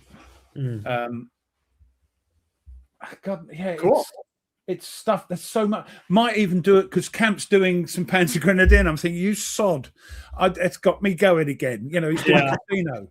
I have 3 scenarios that I have where I started playing, and then one or two of them was playing with actual counters, but I put it on the Vassal, and then I have like 1 or 2 other modules that I'm playing that are on Vassal as well, like items. So yeah, On both channels, please. Thank you. And don't God, forget what to was- sub to the Command Post podcast channel. Oh yeah, as well. just get Yeah, over done there. that. Well, we've got 67 people, so hopefully, if they should, I'm already up to 26 subs, so 24 left. Come and I on, can there's start 67 hosting. people watching. Come on. But yeah, I mean, I might even. There's so much I've got that will keep me busy for a while. The older games, Tokyo Express. Just as you can see, and there's a load of stuff that's gone up into the spare room that's out the way. So I've got tons of stuff to play. So yeah, I've got this, and probably the next one might be one of the Carriers. So we'll see, the new one or the Well, it's original. kind of cool that you're kind of going down a sort of a retro theme this year. Yeah. As you That's keep kinda neat. reminding me, Nate, I'm very old. So I thought, well, sod it, let's play it. Let's go with it. So, Enjoy the days of your youth. exactly. The Right. The fleeting years. And I've got it. Yeah, but the big one. That's a meaty old man. Mhm. That's yeah. Tony, what about you? Well, I was looking and I have all these leader games from DVG, including Field Commander Lee, which it looks really interesting. It's from what I was watching, it is Napoleon, Field Commander Napoleon, on like a little bit more on steroids and a little bit more. It's got some more things to it instead of like you can almost predict what's going to happen in Field Commander Napoleon. This is whether you survive or not.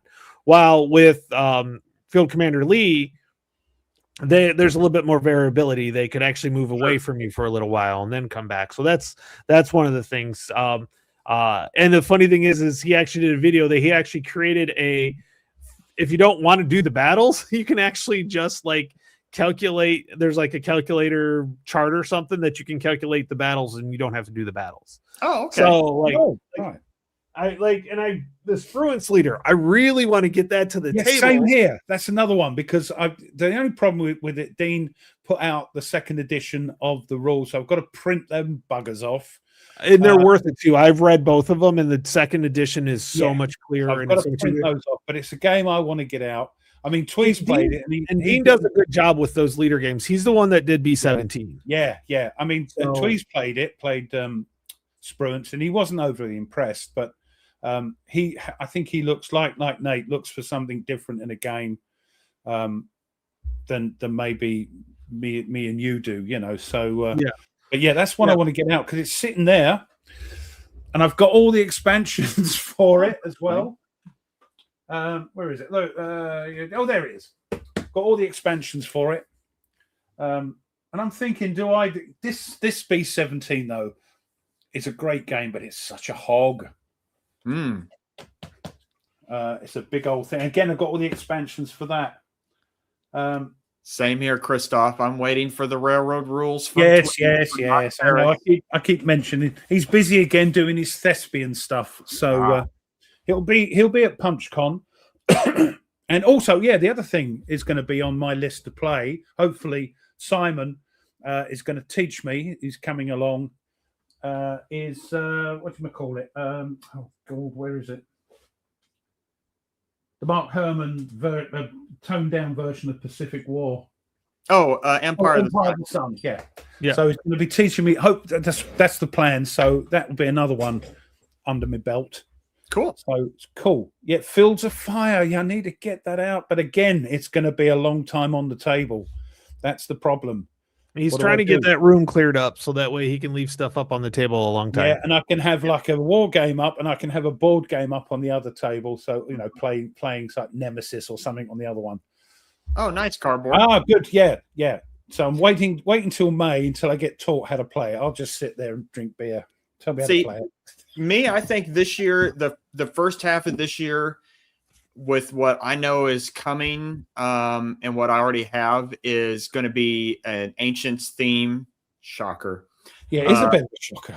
Yeah, and especially since I was in World War I for so long. You would have said World War I. That would be even a less shocker in my mind. Right. But yeah. But I still want to keep going on the Fate of All, and then whenever the next game comes out, the First Man in Rome from them. Are you going to do any videos on the Fate one? I will not. I won't. We can't compete with football, Stuart. Have a good one. Thanks for joining us. Bye. I won't promise, but who knows? It'd be nice to see some playthroughs. It would be nice. I would need to get my setup ready for it and everything, lights and all that. If I can do it with my pound shop setup, then you can. That is true. That is true. But I want to play those. And then, of course, obviously, I've mentioned it a gazillion times and I'll mention it again. Thunderbolt, when that comes, I'll be playing that as well. So I'll be firmly into Ancients for a while. Plus, it's helpful for me because when I'm writing my dissertation, obviously I'm in Ancients, so just keeping my headspace. Yeah, your frame mind. Keep you focused on that. Get it out of the way. We can play more stuff. Do this more often and all that malarkey. Exactly. The other way we could play more games is like what me and Tony do. Is this is just us play live and have a fun time? You know. Yeah. Absolutely. Get more games out of the way. And I'm sure even if they're only 2-player, there's a way of mixing it round to to plop in another one. You know, I think if you both have not played it, and I know Cardboard really liked it, if you both want to play like Traces of Hubris, that one is a very fun game, chit pull game, very very solo friendly as well. The whole Stalingrad campaign from VUCA, very very easy game to play, very very fun. But the reason it's not out, I've got it, is it's a 2-mapper and I can't get it on the bloody table, which may change in the future. But yeah, things like that. And we're supposed to be playing maybe in the future, Tony, a bit of the old chip pull. Blind Swords. Blind Sword, yeah, sorry. Yeah. Yeah, there we go, Cardboard. Maybe we could do two teams, two of us as the Germans, two of us as the Soviets. Yeah. That's the way to see. That's the other thing, peeps in the chat. The way to play more games and have fun at the same time is to play them on the thing I'm getting more and more into, because it's the way I can play games with Vassal. You know, it's not the most ideal thing for me, but to be able to play games with other people, there's no borders with it. You know, you could be thousands of miles away and still play together. And so, I would highly recommend people getting together. And you can use the command post. Say, for instance, you want to say, anybody up for a game on Vassal for blah, blah, blah.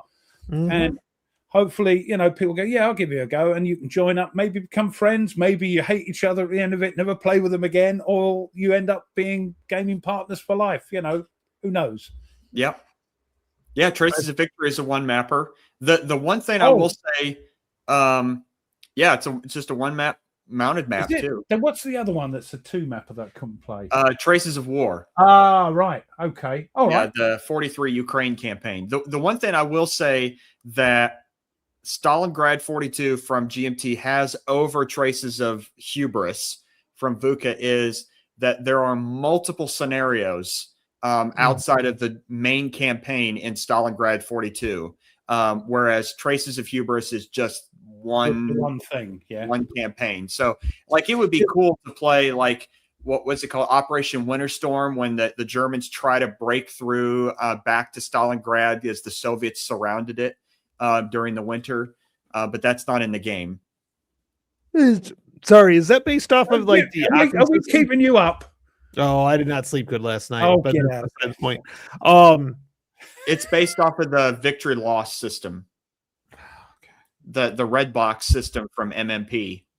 Oh, okay, gotcha. Okay, got it. I haven't played any of those. People love those. They're you know. It's the same designer. Tetsuya Nakamura. This one, yeah. Mm-hmm. Yep. It says 2 maps. Yeah, that's Traces of Hubris says 2 maps. Traces of Victory. Oh, I haven't got that. Has 1 map. Ah, yeah. Traces of Victory is about Patton's 3rd Army and the 7th Army racing towards that the was Rhine. On the table at PunchCon 2 years ago when they were play testing it. Okay. I think the next game is going to be about like the race to the Rhine. Oh, sorry, Michael. Yeah, he's talking about Victory rather than that one. Sorry. Yeah. I have had a couple of 3 glasses of Reserva Rioja, so lock and load. Okay, yeah. So Traces of Victory, is that the newest one, or that one's just released? Yes, it was just released. Yeah, late last year, and it's cool. I love the cover again. They get great covers. Great. I mean, some people can't get on with the counters. I think they've changed those counters a little bit.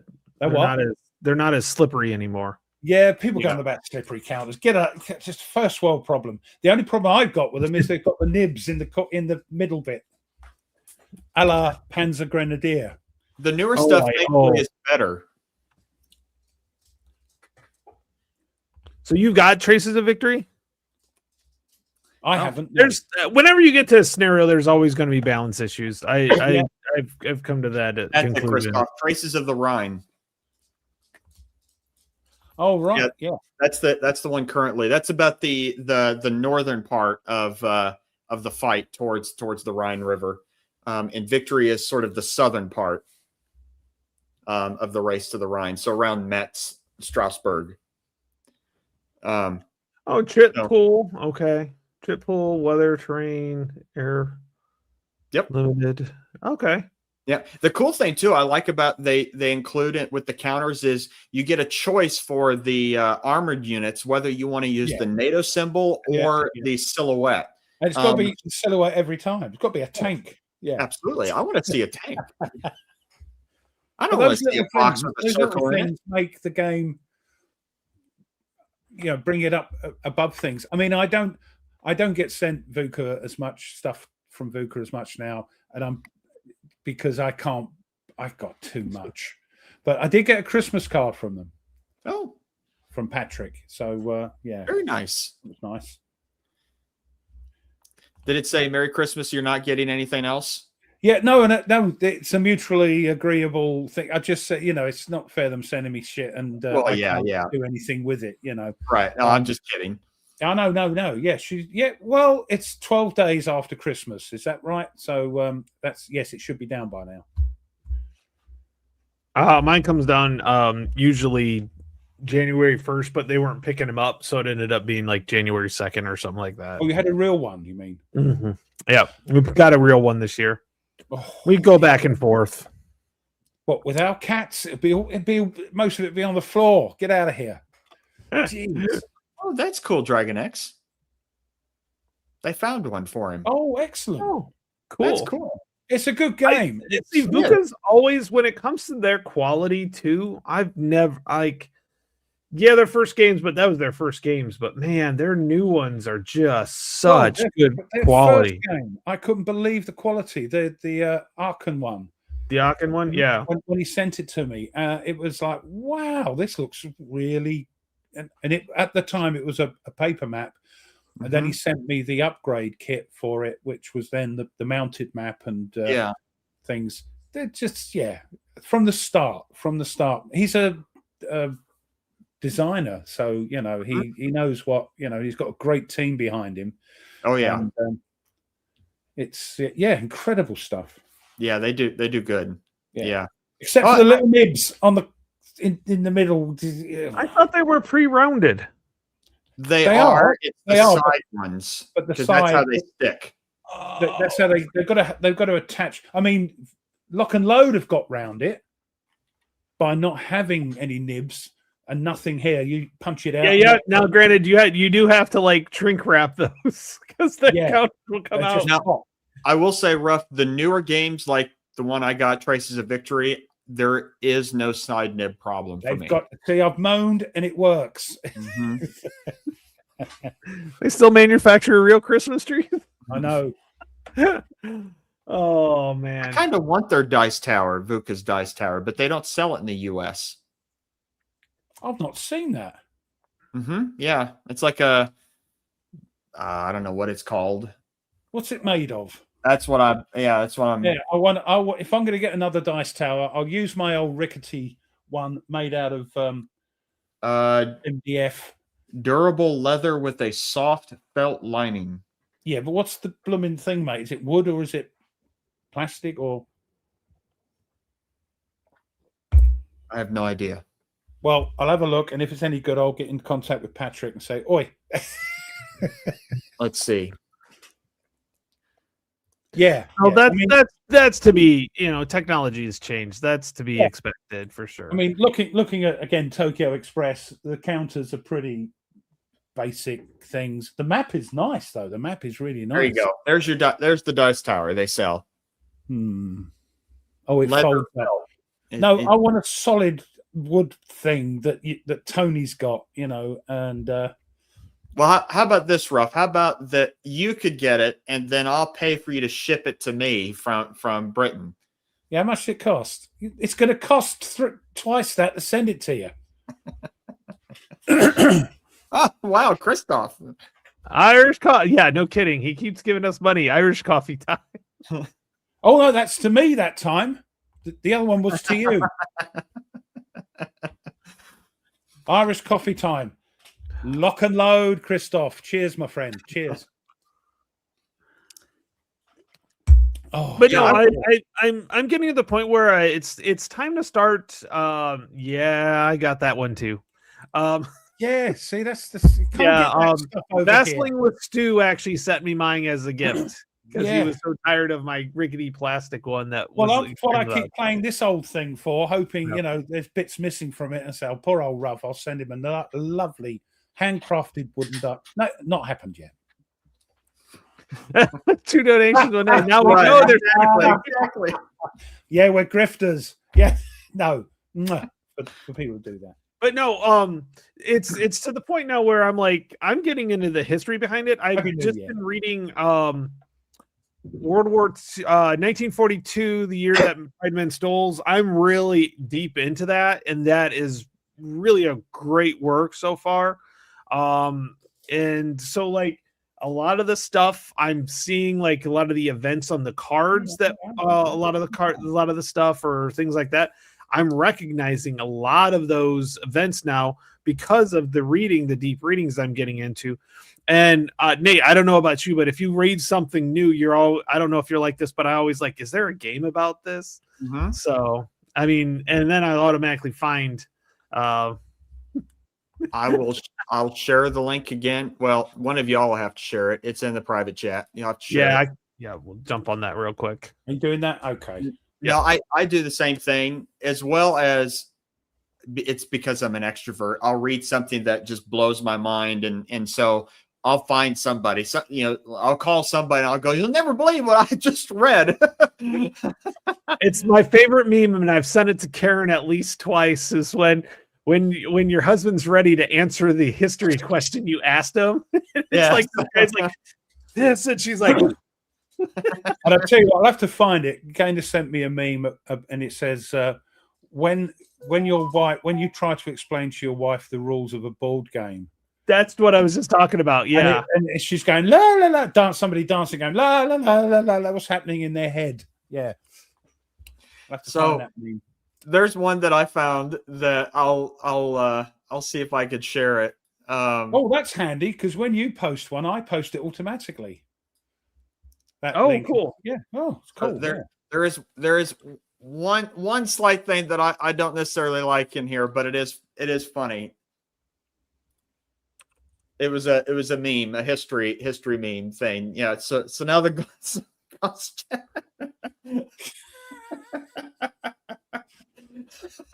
he built a second wall. And the look on her face says everything, doesn't it? So We're up to 33. oh, excellent. Appreciate it. Thank you.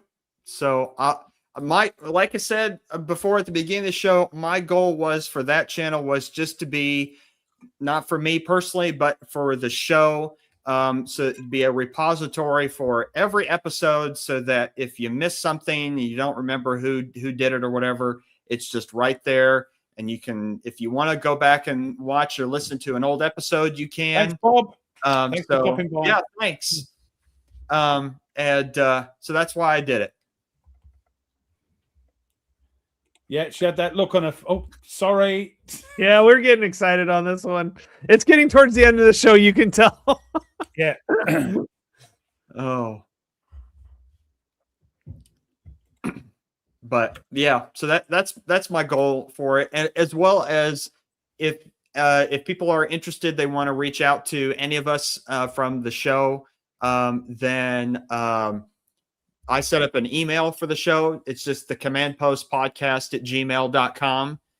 So if you have a question or you want to reach out to us, you want to give us some feedback or whatever, and say, "Hey, I love the show," or "Hey, I can't stand you all," then you can email us there, and we'll be able to, all three of us will have access to it. So if you're trying to get in touch with any of us, you can.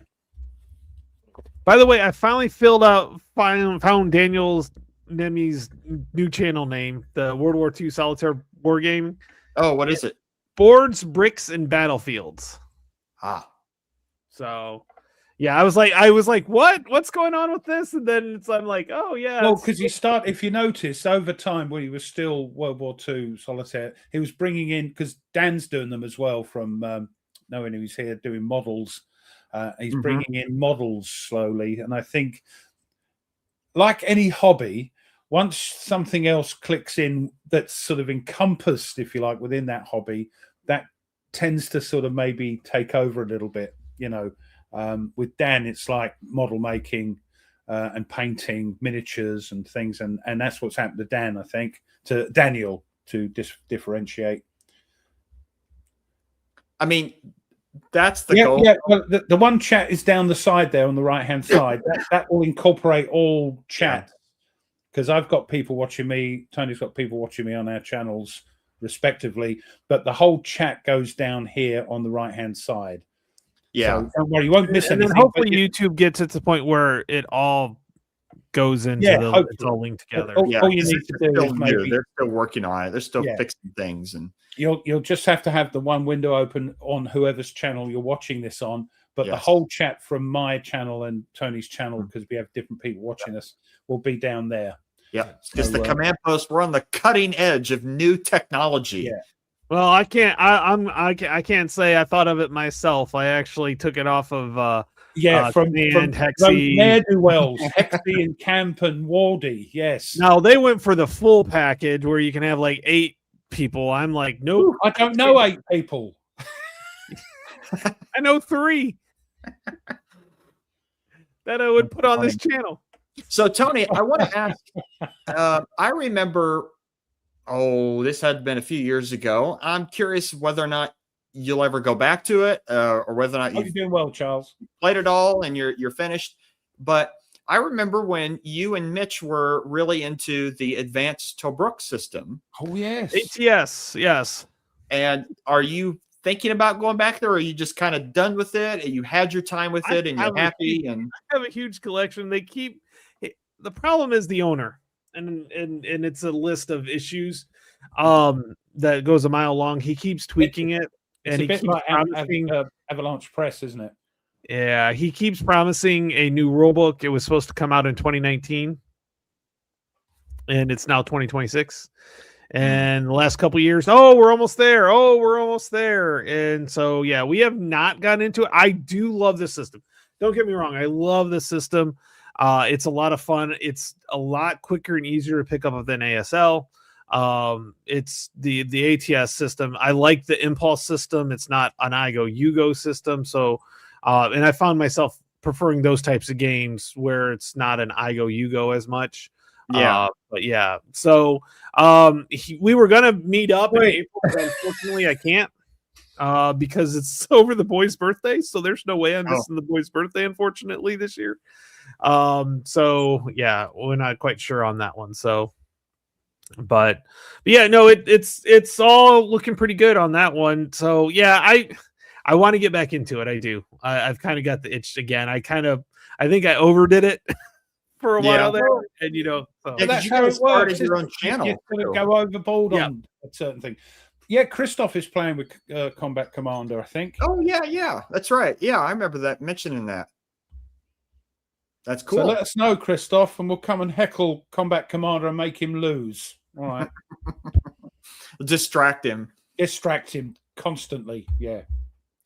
Call him childish names and things just to make him, make the wrong move. Bum's doing it. Look. Yeah, we were talking about that earlier with Mike was playing it. It sounds a great idea if you've got a month free. And the table space, because you got to have both games set up. Yeah. But yeah, go for it. It works. Evidently, it works great. It's just they're 2 great games you can play separately, in my opinion. But you can now combine them. So enjoy, Bum. Enjoy. That's really weird, calling somebody Bum. Dragon X, Nate owes Christoph's support after invading Belgium and Lamps. No. See, I'm remember I've brought peace and harmony and prosperity to the new German Empire after World War One. Because that's what happened. Oh yeah. I didn't even get the damn Americans in.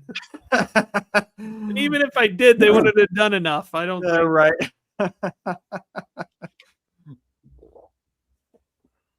Oh man. Oh, be great to see you. If you've got the ticket. Unfortunately, PunchCon went live just after in the sort of new year, and they sold out in a few days. So hopefully, if you've got your ticket, maybe get in if you're not doing it this year. Sean, get over for next year. It'll be great to meet you, and it's a great con as well. So we all have fun. It's a really good thing. And then you've got the after hours when everybody sort of winds down and the drinks come out and we play daft games. So, yeah, hope you enjoy it. Yeah, come and see us. When is it? It's May the... it's different this year because it doesn't coincide with my son's birthday. It's oh, crikey. Hold on. I'll let you know. Let me get rid of that. And ticket. I've got my ticket on the thingy. 1st of May. It starts, which is a bit earlier than normal. But yeah, mate, thank you, DragonX. Are you going?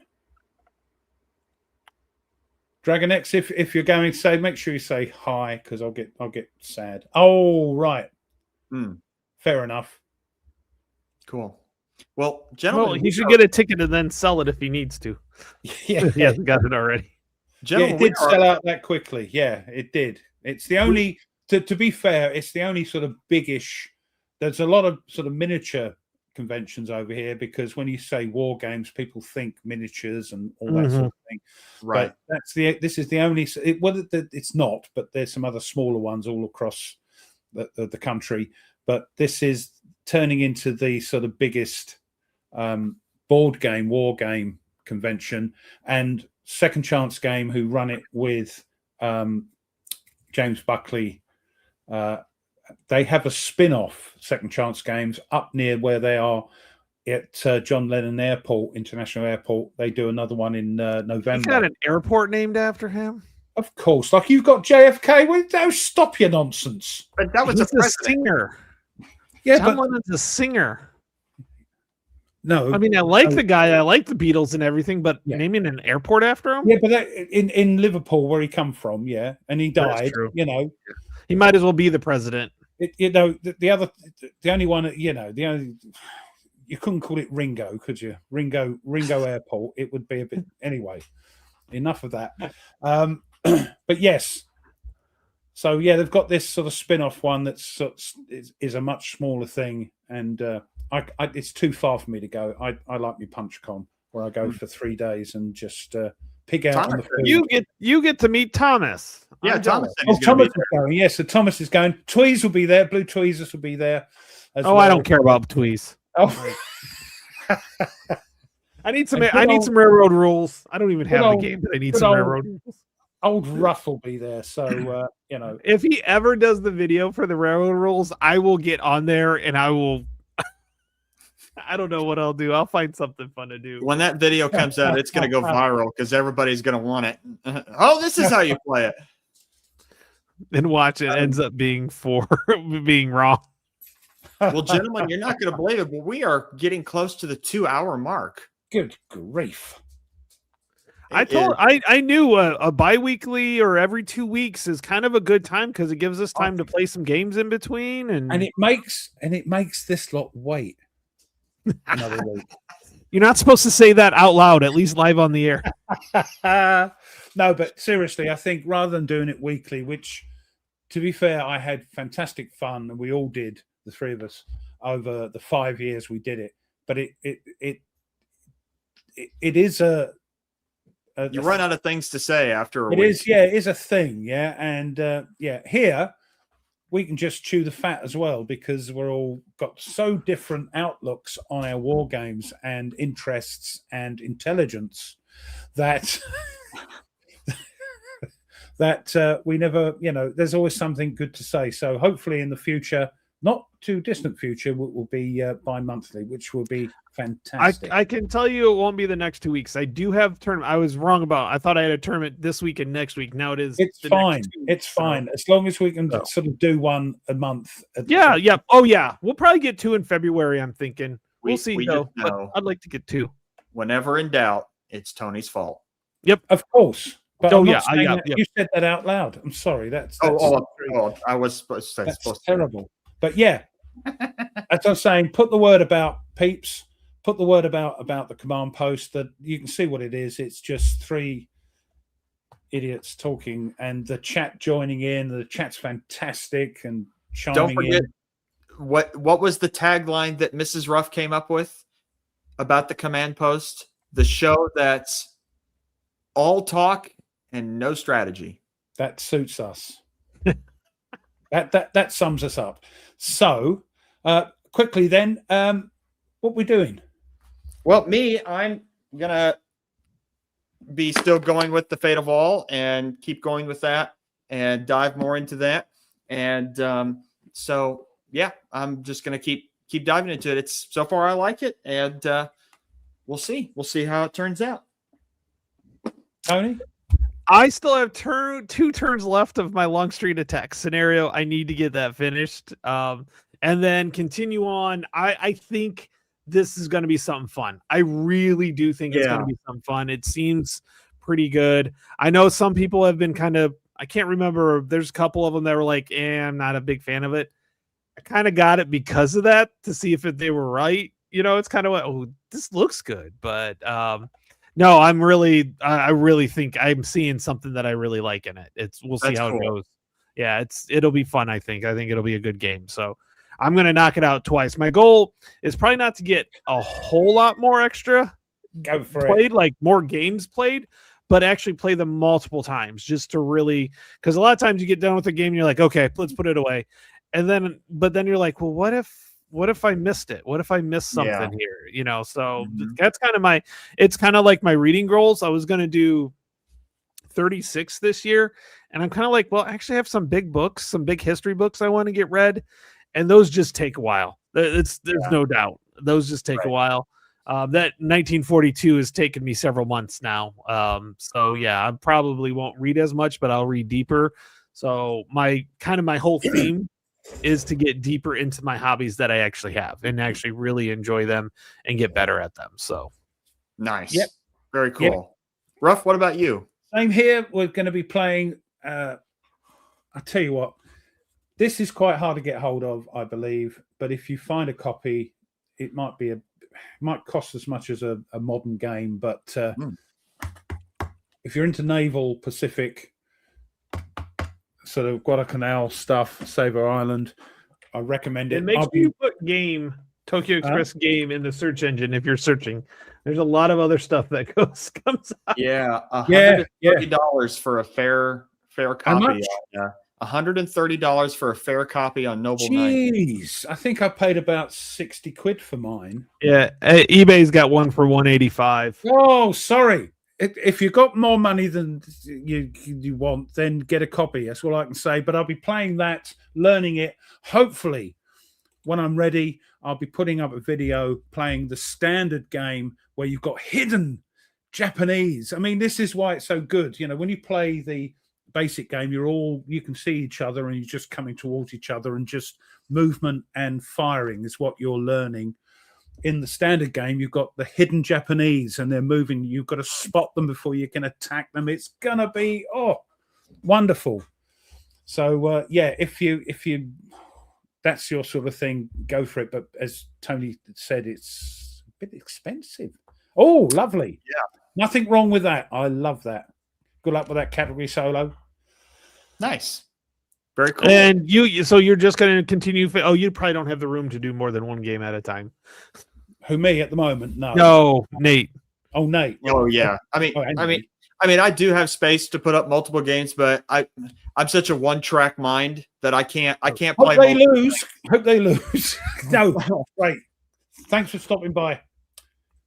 So yeah, I play one game. That's a good one. That's probably the best one. If I remember right, that's the one that has everything fixed.